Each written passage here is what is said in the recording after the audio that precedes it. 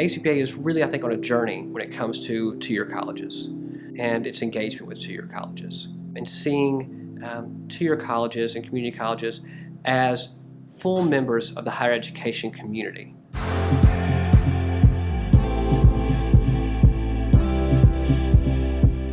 The community colleges themselves and the people running them still don't see the value of ACPA or these professional organizations. Because if you don't come to a graduate preparation program for higher education or student affairs at the master's or doctoral level, you probably don't hear much about the organizations or see what they do that brings value. Well, now we're really reaching out and saying, we want you here, we've got stuff for you, we've got resources for you. And this driving conference is a way to do that. There's so many folks here today and that were there last year that say they're going to join ACPA now because they really see the value of what they can do as an organization to help in their professional practice.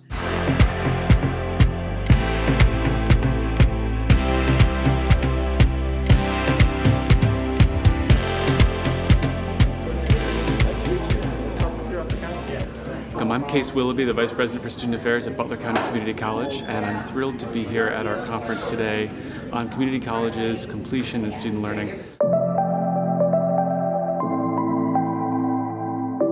So the community colleges in America are in a really interesting place right now.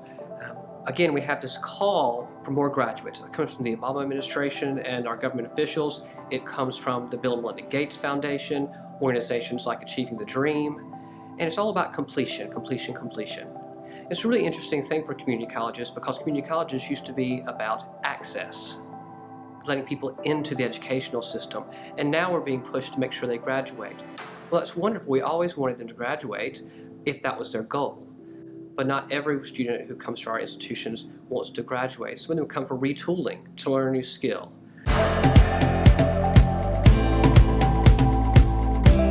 Getting them graduated, and I like to say getting them graduated as few years as possible with as least amount of money they have to spend as possible. The sense of urgency helps us get past those things because it really is something that does reform the way a student experiences the college, and it impacts their outcomes. And there isn't a time to wait for that.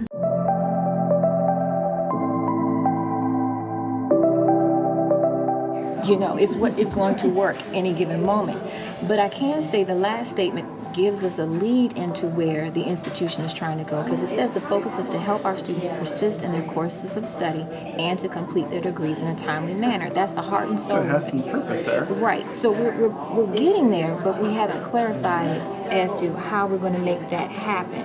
It's not concise. It's worded. Yeah. Like if I'm a stakeholder reading it for the first time, based upon where I'm working in the organization, I can look at this and say, I don't know what it means.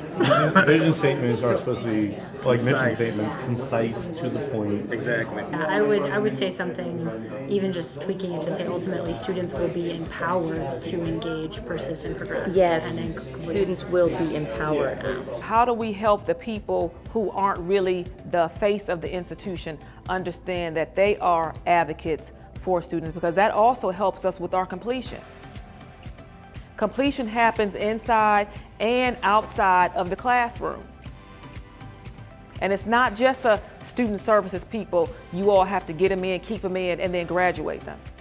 How do we have conversations against each other and with each other of differing opinions on campuses, and how do we as student affairs professionals help mitigate that in those conversations? And I think one of the things that's really core about that is making sure we as student affairs professionals stay up to date on all the information we can and the learning we can, which is why things, again, like this conference today, I think are so important to connect us to the resources we need to do our jobs.